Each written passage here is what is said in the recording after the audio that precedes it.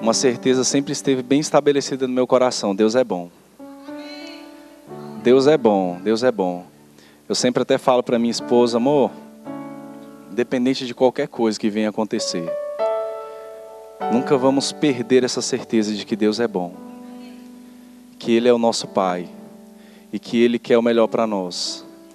Ah, mas aconteceu tal coisa em tal lugar, mas a situação está desse jeito, mas Deus é bom. Isso aí se chama fé. Você crê no caráter de Deus, crê que Ele é bom. A primeira coisa que o diabo ele quer tirar da sua vida é essa convicção de que Deus é bom. Porque quando você tem dúvida disso, todas as outras coisas você pode duvidar também. Ah, se Deus não é tão bom assim, e Ele está feliz com a minha enfermidade, então eu tenho que suportar mesmo. Mas quando nós entendemos que Deus é bom, e que Ele nos ama, e depois que eu tive uma filha, eu comecei a entender muito mais sobre essa bondade de Deus. É um amor que se demonstra sem a necessidade de retorno. Amém? Ele simplesmente nos ama. Ele simplesmente é bom. Faz parte do caráter dele. É a essência dele. Por que isso é tão bom? Porque Ele é bom. É porque Ele é assim. Não tem como você tirar a essência. Amém? Se você tira a essência, não é mais aquilo. Vocês concordam comigo? O perfume, se você tirar a essência do perfume, ele não é mais perfume. E o caráter de Deus, a bondade de Deus, é a essência do Pai. A segunda coisa que eu aprendi é sobre quem eu sou. E isso era algo assim que eu sempre travei uma batalha muito grande com relação a comparações que eu fazia com o outro, com o inferior, com o superior, mas porque eu não tinha definido dentro de mim quem eu era. E o Rema, ele trouxe essa realidade para mim, de que eu era filho, de quem eu era em Cristo. Amém? Então, já terminou meu 1 minutinho, mas se você não fez o Rema ainda, faça, porque eu estou citando para vocês 2 pontos que para mim foram fundamentais na minha caminhada cristã. Mas para você pode ser outro ponto, que vai mudar a sua vida, que vai mudar todas as outras áreas da sua vida. Amém? Glória a Deus. Eu queria que vocês abrissem comigo, lá em Romanos capítulo 12. Pai, nós te agradecemos por essa noite, pela oportunidade, Pai, de estarmos ministrando a Tua palavra. Nós cremos que hoje é noite de milagres. Nós cremos que hoje é noite de manifestações do Teu Espírito, Pai. Nós vamos exaltar Jesus Cristo. Nós vamos exaltar a Tua palavra. Nós vamos exaltar o Espírito Santo. E nós cremos, Pai, que algo já está acontecendo nessa noite. Em nome de Jesus, nós cremos, Pai, que o Senhor já está ministrando nos corações, que o Senhor já está ministrando no meu coração, e que nós não vamos sair daqui, Pai, da mesma forma que nós chegamos, Pai. Em nome de Jesus. Obrigado por instruções, obrigado por direções, que eu seja instrumento Teu, Pai, nessa noite, em nome de Jesus.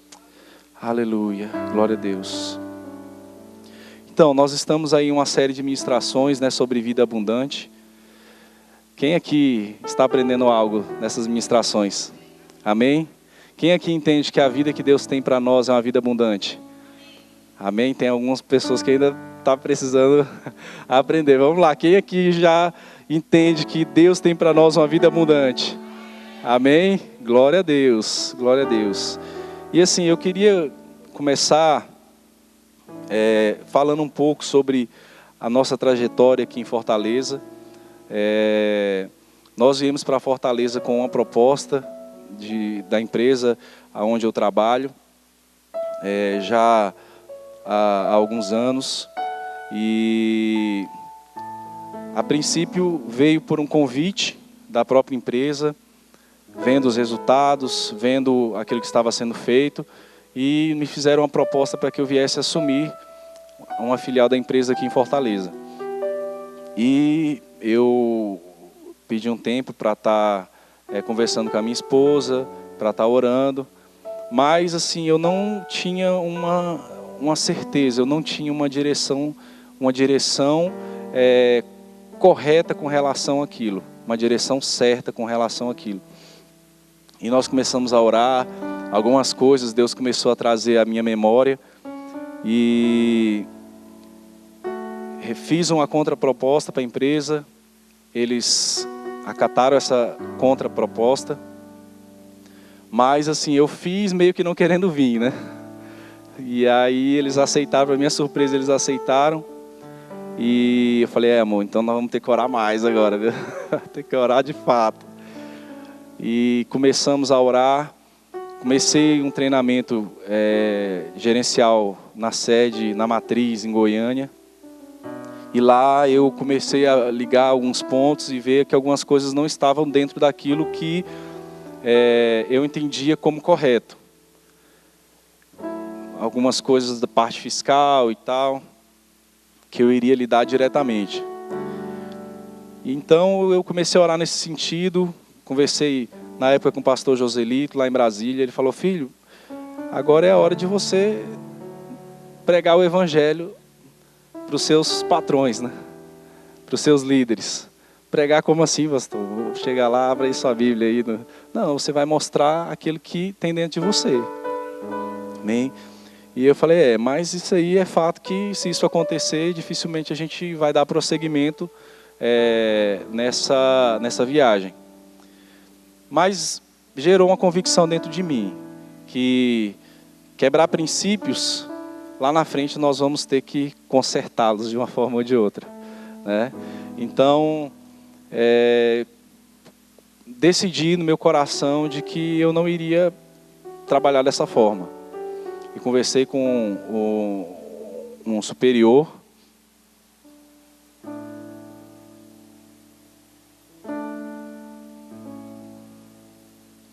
E já na outra semana o meu treinamento foi cancelado. E aí eu fiquei tranquilo, fiquei em paz. Continuei meu trabalho. Acho que aproximadamente 15 dias depois, o diretor da empresa esteve lá em Brasília e pediu para conversar comigo. Eu já sabia o que ele queria dizer. Antes da gente conversar, eu saí, fui ao banheiro e lá o Espírito Santo falou comigo, se prepare porque você vai para Fortaleza. E aí chegou a convicção, fale comigo, convicção. E aí chegou a convicção.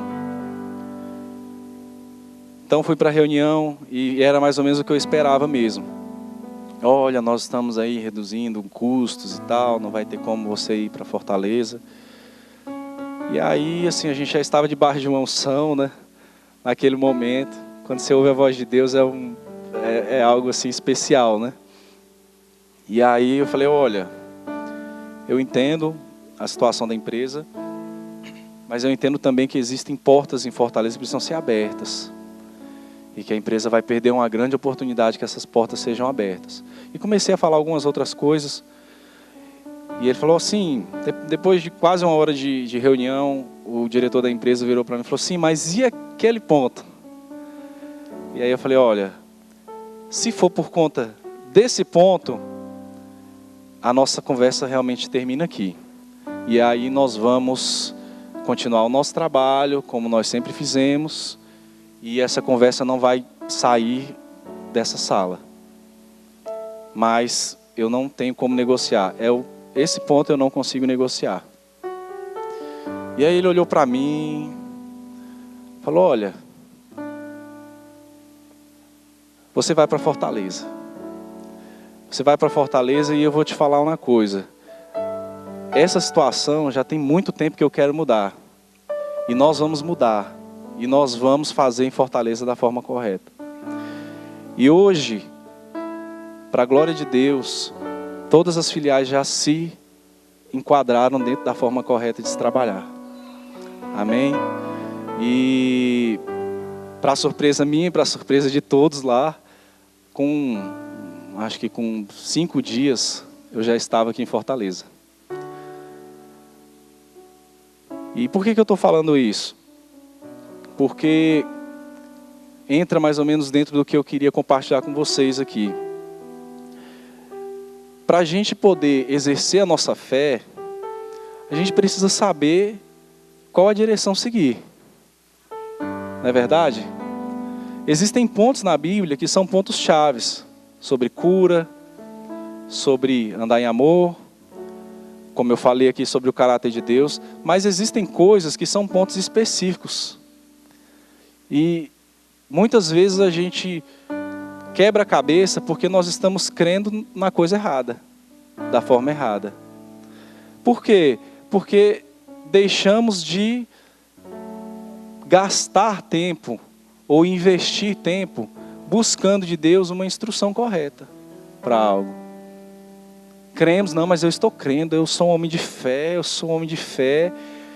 Mas quando você vai puxar a fundo, aquilo não está realmente definido no seu coração de que é aquilo que você quer para você.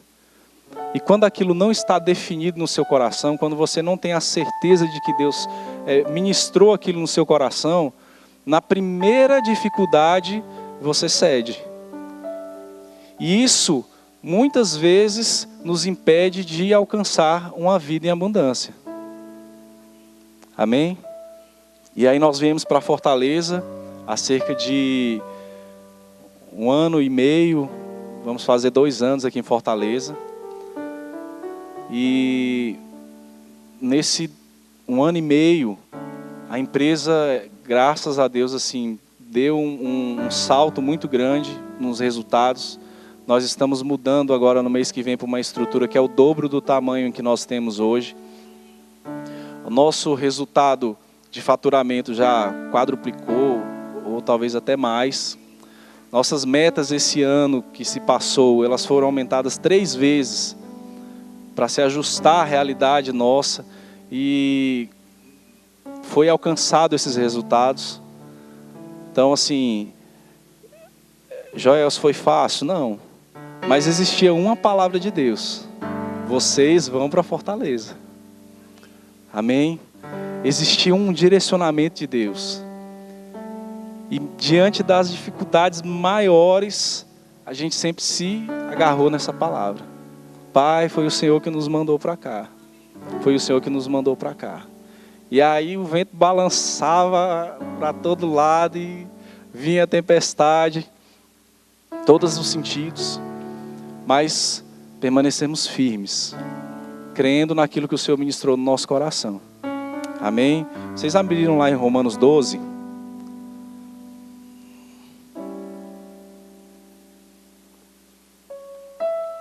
Fala para o seu irmão assim: não vai dormir. Amém. Receba dessa palavra, amém? Isso pode salvar a sua vida. Diz assim, Romanos 12: rogo-vos, pois, irmãos, pela compaixão de Deus, que apresenteis o vosso corpo em sacrifício vivo, santo e agradável a Deus, que é o vosso culto racional. E não vos conformeis com esse mundo, mas transformai-vos pela renovação do vosso entendimento, para que experimenteis qual seja a boa, agradável e perfeita vontade de Deus. Porque pela graça que me é dada, digo a cada um dentre vós, que não saiba mais do que convém saber, mas que saiba com temperança, conforme a medida da fé que Deus repartiu a cada um. Porque assim como em um corpo temos muitos membros, e nem todos os membros têm a mesma operação, assim nós, que somos muitos, somos um só corpo em Cristo, mas individualmente somos membros uns dos outros. De modo que, tendo diferentes dons, segundo a graça que nos é dada, se é profecia, seja ela segundo a medida da fé, se é ministério, seja ministrar, se é ensinar, haja dedicação ao ensino, ou o que exorta, use esse dom em exortar, O que reparte, faça-o com liberdade, e o que preside, com cuidado. O que exercita misericórdia, com alegria. Amém? Versículo 9. O amor seja não fingido. Aborrecei o mal e apegai-vos ao bem. Amai-vos cordialmente uns aos outros com amor fraternal, preferindo-vos em honra uns aos outros. Não sejais vagarosos no cuidado. Sede fervorosos no espírito. Fala comigo, fervorosos no espírito, servindo ao Senhor. Alegrai-vos na esperança, sedes pacientes na tribulação, perseverai na oração. Aleluia, amém, glória a Deus. Nós vamos continuar lendo, mas completando essa nossa trajetória, eu percebi que é muito fácil, às vezes em busca de um resultado, a gente se desviar do nosso alvo. Em busca da vida abundante, a gente se distanciar da fonte da vida abundante. E isso é algo que realmente é um risco para nós que somos cristãos. Porque nós aprendemos muito sobre fé, nós aprendemos muito sobre viver uma vida de prosperidade, e é algo que nós temos aprendido aqui, que nós precisamos colocar em prática. Um pouco da nossa história eu compartilhei com vocês, porque é algo que Deus tem feito de forma tremenda nas nossas vidas. As pessoas olham de fora e falam, rapaz, o que esse garoto lá está fazendo lá em Fortaleza?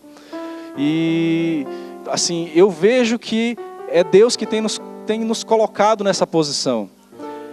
E nós recebemos um executivo da empresa recente aqui, ele falou, Joss, você é um jabuti, né? Aí eu falei, mas jabuti, como assim? Alguém te colocou aí. Aí eu, na mesma hora, eu pensei, rapaz, sabia que é verdade? As pessoas olham para mim e falam, rapaz, alguém fez alguma coisa por esse rapaz aí, porque não tem lógica. Esse garoto aí, tiraram ele lá do nada, um lugar que ninguém nunca ouviu falar, ninguém nem conhecia, e de repente ele chega para tomar de conta de uma filial, e essa filial de repente começa a crescer. Nós tínhamos um projeto aqui em Fortaleza que era atendermos a demanda dos veículos nossos. Eu trabalho com transporte, os veículos nossos que vinham das regiões do centro-oeste carregados e que voltavam vazios, e o nosso objetivo era que a gente tivesse demanda para atender esses veículos, para que eles não retornassem vazios. E hoje nós precisamos contratar veículos para que atenda a nossa demanda, e precisamos trazer veículos de outras filiais para vir para Fortaleza para atender a nossa demanda aqui. Mas quem olha isso fala assim, rapaz, só pode ser Deus. Só pode ser Deus, não tem outra explicação. Não tem outra justificativa. Amém? Exige sim um esforço, exige sim uma dedicação, mas a primazia, a fonte é o Senhor. Amém? Então, se tem algo que eu quero que você pegue nessa noite, é isso que eu vou falar agora. Por mais que você se esforce, por mais que você se dedique, por mais que você se empenhe, nunca deixe de entender que a fonte é o Senhor. Joelson, mas eu entendo isso. Eu sei que a fonte é o Senhor. Mas será que a gente está indo beber dessa fonte? Não, eu sei que a fonte é Deus, mas será que a gente está indo buscar instrução na fonte? Será que a gente está indo realmente nós estamos nos empenhando, nos esmerando em buscar da fonte, em pedir da fonte? Porque nós sabemos que a fonte é Deus, mas na hora que nós acordamos, a única coisa que a gente consegue lembrar é que o relógio já passou do horário. E aí a gente já sai na correria, e quando volta já está cansado, e a fonte ficou para trás. E é nessa hora que a gente precisa lembrar de que a fonte é o Senhor. Semana passada eu cheguei em casa e cheguei com uma inclinação muito forte para orar, e eu realmente estava bastante cansado. Aproveitei que a minha esposa não estava, e tirei um tempo de oração, e a palavra que veio no meu coração foi o que Paulo falou assim: para mim, o viver é Cristo. Para mim, o viver é Cristo. Será que a gente pode falar como Paulo? Com todos os nossos afazeres, com todas as nossas dificuldades, com todo o nosso tempo corrido, será que a gente pode virar e falar assim: não, o viver para mim é Cristo? Será que hoje a gente pode falar isso? Isso não é uma palavra de condenação. Isso é uma palavra de ajuste. De ajuste. Porque às vezes a gente está correndo tanto, e tudo que a gente precisa é parar, é alguém te segurar e falar: calma, respira. Fazer como o salmista falou: olhai para ele. Davi ali com toda aquela situação, cuidando do reino, cuidando do exército, cuidando das finanças, porque o rei não ficava só ali bonitinho, não. Existe todo um trabalho por trás ali que é exigido de um rei. E Davi cuidando daquilo tudo, e ele falava assim: eleva os meus olhos para os montes, de onde virá o meu socorro? O meu socorro vem do Senhor. Então eu quero deixar essa instrução, essa direção para nós. Nesse momento em que, como nós ouvimos hoje aqui, quando a conta não estiver tão cheia, quando a saúde não estiver tão estabilizada, que a gente possa parar e levantar as nossas mãos e falar: Pai, o meu socorro vem do Senhor. O meu socorro vem do Senhor. O meu socorro vem do Senhor. Amém? Aqui no versículo 12, diz assim, de Romanos 12: alegrai-vos na esperança, sede paciente na tribulação. O que eu entendo sobre isso, de ser paciente na tribulação? É suportar a pressão, é aguentar a dificuldade. Jesus fala sobre a casa que estava firmada na rocha. Aquela casa, ela passou por pressão, ela passou por dificuldade. Ela passou por momentos difíceis. Mas quando a pressão abaixou, ela estava lá, firme e forte. Esse último mês agora, lá no nosso trabalho, foi esses últimos 30 dias que se passaram, foi o dia de maior movimentação do ano. E foi o período em que nós estivemos sem o nosso principal encarregado. E foi um período de muito desafio. Momentos assim de dar vontade de sair correndo mesmo. Mas eu sempre lembrava disso: rapaz, eu aguento pressão. Eu aguento pressão, eu aguento pressão. E era ligação toda hora, o pessoal ficava me olhando assim, era toda hora ligação, era toda hora coisa para resolver. Joás, como é que a gente vai resolver isso? Como é que a gente vai fazer aquilo outro? Ó, faça isso dessa forma, resolva daquela outra forma. Alô, que posso ajudar? E aí quando acabar, falar: pai, eu aguento pressão. Eu aguento pressão, essa fase vai passar. Vai passar. E quando isso passar, eu vou continuar inabalável. Porque eu não estou firmado na ganância. Eu não estou firmado num objetivo torpe. Eu estou firmado na tua palavra. Eu estou firmado no Senhor. Então essa fase vai passar e eu vou permanecer inabalável. Amém? Mas como que a gente faz para continuar perseverando? É só a gente terminar de ler o versículo. Perseverai na oração. Amém?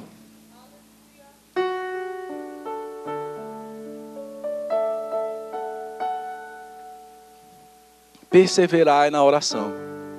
Durante esse tempo, eu percebi que muitas vezes eu já acordava assim meio apressado. E chegava cansado em casa. E aquele tempo de oração estava sendo negligenciado. Eu falei: pai, isso está errado. Isso está errado. A gente não vai conseguir desenvolver uma vida abundante sem se alimentar da fonte. E aí eu criei um hábito. Eu falei: pai, em nome de Jesus, pelo menos 20 minutos do meu dia eu vou tirar para orar. Eu não vou passar um dia sem que eu tire pelo menos 20 minutos de oração. Porque como que a gente vai perseverar na pressão se a gente não perseverar na oração? Se é a oração que nos fortalece, se é a palavra que nos fortalece, se é o nosso alimento, se é aquilo que nos dá a direção, que nos dá a instrução, nós estamos fugindo da instrução. E às vezes é uma coisa tão simples. Existe todo... É como se fosse um grande tecido que ele tem só uma pontinha. E que você precisa só achar aquela pontinha e puxar que ele se desmancha todinho. E às vezes o que a gente precisa é só dessa instrução, é só dessa direção. E estamos ali na correria, estamos ali no calor do dia e não conseguimos parar 1 minuto, 5 minutos do nosso dia para pedirmos a instrução de Deus.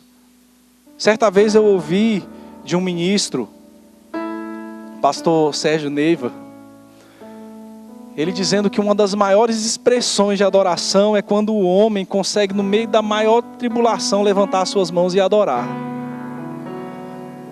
Essa é a maior expressão de adoração. E às vezes o que nós precisamos é isso. Decidir, como Daniel decidiu, falou: Pai, eu vou conseguir fazer. Tem dias, às vezes, que eu trabalho 16 horas num dia. E não me orgulho disso. Mas o meu período de oração, eu busco tirar. E eu falo isso, não é querendo me exaltar, não é querendo, olha como... Não, porque eu acho 20 minutos realmente pouco. Mas, se você decide tirar uma pequena parcela do seu dia, é como fazer exercício. Às vezes você tem aquela dificuldade para começar, mas quando você começa, você não quer mais parar. Não é isso? E a oração é da mesma forma. Se o exercício físico nos traz proveito, quem concorda comigo que exercício físico é proveitoso? Amém? Se o exercício físico nos traz proveito, e Paulo diz que ele para pouco é proveitoso, e que nós devemos nos empenhar nos exercícios espirituais, que são muito mais proveitosos, imagina o tanto que os exercícios espirituais são proveitosos. Amém? Então, se você acha que o exercício físico é proveitoso, olha, eu vou te falar, os exercícios espirituais são muito mais. São muito mais. Amém? Mas isso é preciso decidir. É preciso decidir, não, eu vou orar. Isso, pastor Joelson, o que você está querendo falar com isso? Dentro de vida abundante. Porque às vezes a gente fica batendo cabeça, sem conseguir sair do lugar, correndo como se estivesse numa esteira, quando na verdade, Deus quer te dar só uma palavra para você romper, para você crescer, para você avançar, para você prosperar, para você abrir um negócio. E a gente fica ali, confiando na nossa habilidade, confiando na força do nosso braço. Aleluia. Mas eu tenho uma boa nova para te dar. Amém? Se você está aqui essa noite, é porque algo está acontecendo. Está acontecendo algo. Amém? Mesmo diante de todas as situações, você decidiu no seu coração: eu vou para a igreja hoje. Eu vou para a igreja hoje. Eu vou buscar o Senhor. Eu vou adorar o Senhor. Eu vou para a igreja, eu vou ouvir a palavra, eu vou me encher da palavra, eu vou me encher do Espírito. Aleluia, aleluia, glória a Deus. Pai, nós te adoramos, Senhor. Nós te bendizemos, Pai. Tu és o nosso Senhor, Tu és a nossa fonte, Pai. Aleluia, aleluia. Que a gente não possa perder essa essência. Que a gente possa ir para casa com esse versículo. Porque para mim, o viver é Cristo. Para mim, o viver é Cristo. Não importa se você está no mais profundo vale, ou se você está na mais alta montanha, mas que o seu coração tenha essa convicção: para mim, o viver é Cristo. Eu acredito que a maioria das pessoas que estão aqui trabalham secularmente. Os nossos pastores tem os seus afazeres que não são poucos. Mas todos nós, quando a gente canta, Pai, Tu és o ar que eu respiro. Isso aí é a mais pura verdade. Não é apenas uma poesia. Esse é o nosso ar. É onde a gente consegue, às vezes, durante um período de oração, é onde você consegue respirar um pouco. Ali está tão corrido, está tão tenso, mas quando você tira aquele tempo, você começa a respirar. Amém? E quando nós entramos nessa atmosfera, nós começamos a alinhar o nosso propósito. Porque o propósito da vida abundante é aquilo que Paulo fala, olha, eu deixo para trás as coisas que para trás ficam e eu prossigo para o alvo. Mas qual que é o alvo? É a soberana vocação de Deus em Cristo Jesus. A soberana vocação de Deus em Cristo Jesus. O nosso alvo não é a mansão. O nosso alvo não é o carro importado. O nosso alvo não é a conta cheia. Isso tudo faz parte do processo. Isso tudo é consequência de uma vida de fidelidade, de uma vida de fidelidade nos dízimos, nas ofertas, como disse a Vera. É consequência de um trabalho, é consequência de um estudo. Mas o alvo principal, a gente não pode perder a referência. A gente não pode perder a referência do nosso alvo. O nosso alvo é Cristo. O nosso alvo é Cristo. O nosso alvo é Cristo. Porque senão nós fazemos como o evangelista Renan Kibonk disse. Muitos estão vivendo o evangelho como se fosse um navio de prazeres. Não é navio que fala, cruzeiro. Cruzeiro de prazeres. Quando na verdade o evangelho, ele é um barco salva-vidas. E nós precisamos estar sempre ligados nisso. Nós não estamos aqui apenas para nos regozijar, nos alegrar, nos encher. Nós estamos aqui por um propósito. Nós estamos aqui por uma visão. Nós estamos aqui por uma direção. Esse ministério tem uma visão. Esse ministério tem uma direção. Esse ministério tem uma unção sobre ele. Tem uma cobertura sobre ele para salvar vidas. Para salvar cristãos que estão presos no engano. Existe um propósito sobre esse ministério. Então se você não está alinhado com esse propósito, venha para os cultos, faça o rema, converse com os pastores, que você vai começar a se alinhar nesse propósito, vai começar a se alinhar nessa visão. E vai começar a entender que o propósito da prosperidade, da vida abundante, é muito maior do que aquilo que nós imaginávamos. É alcançar as vidas, é alcançar famílias, é alcançar o irmão que está aí do seu lado. Aleluia. Glória a Deus. Glória a Deus. A nossa irmã Wagneide, acho que é esse o nome dela, falou algo interessante aqui no domingo. Que a vida abundante, ela só se manifesta quando ela alcança o nosso próximo. Ela só se manifesta quando alcança o nosso próximo. E quando nós começamos a olhar para o alvo, olhar para Cristo, nós começamos a entender essas verdades. De que existem pessoas para serem alcançadas, de que existem coisas a serem feitas. Existe algo a ser feito, existe algo a ser feito. Aleluia. Aleluia. Glória a Deus. Precisamos entrar no barco, mas no barco certo.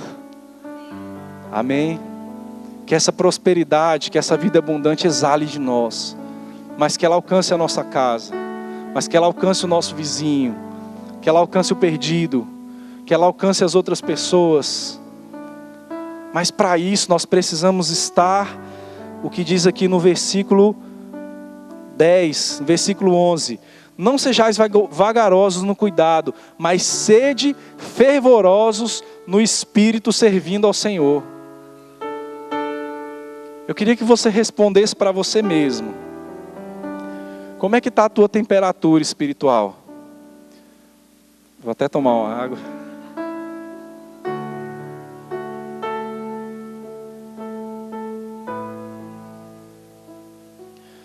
Como é que está a tua temperatura espiritual? Será que nós estamos desejosos por Deus? Será que nós estamos desejosos pela presença de Deus? Pelas coisas do reino, pelas coisas de Deus?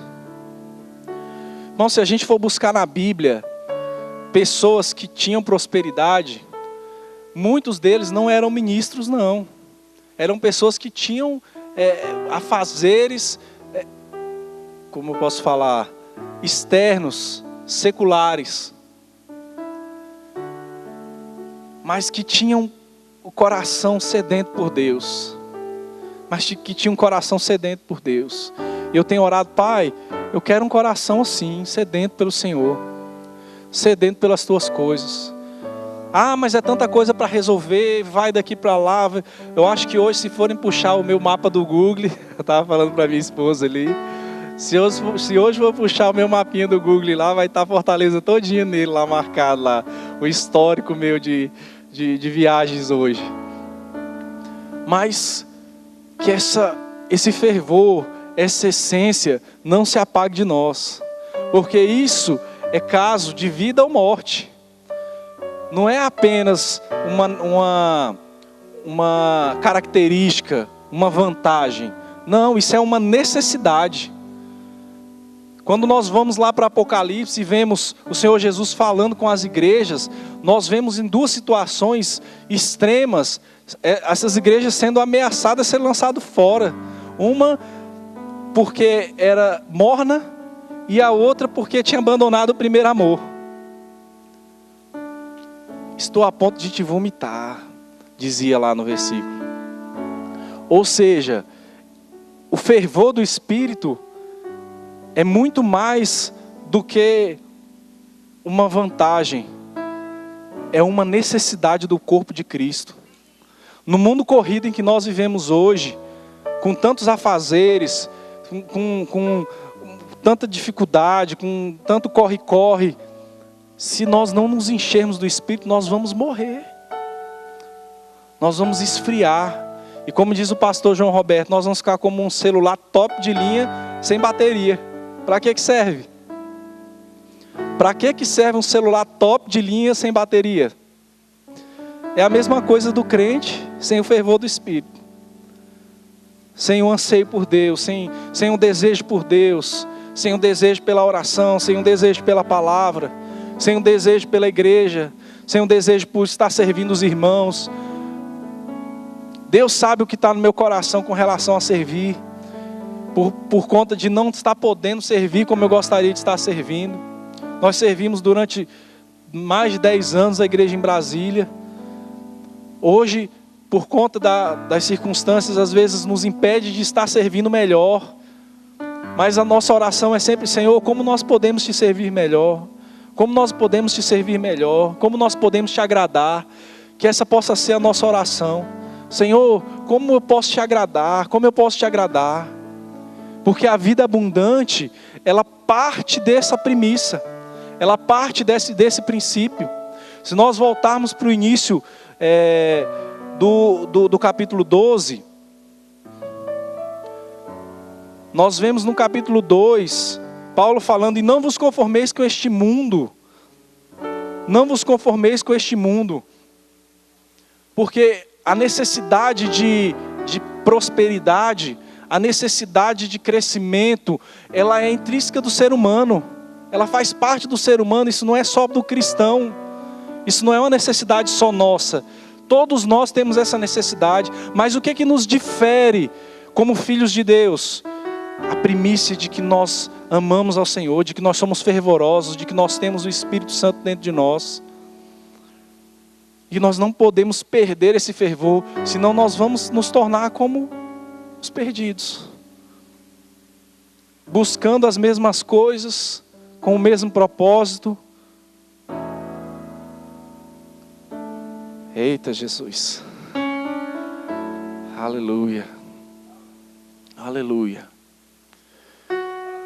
Mas vira para o seu irmão e fala: glória a Deus que você está aqui nessa noite.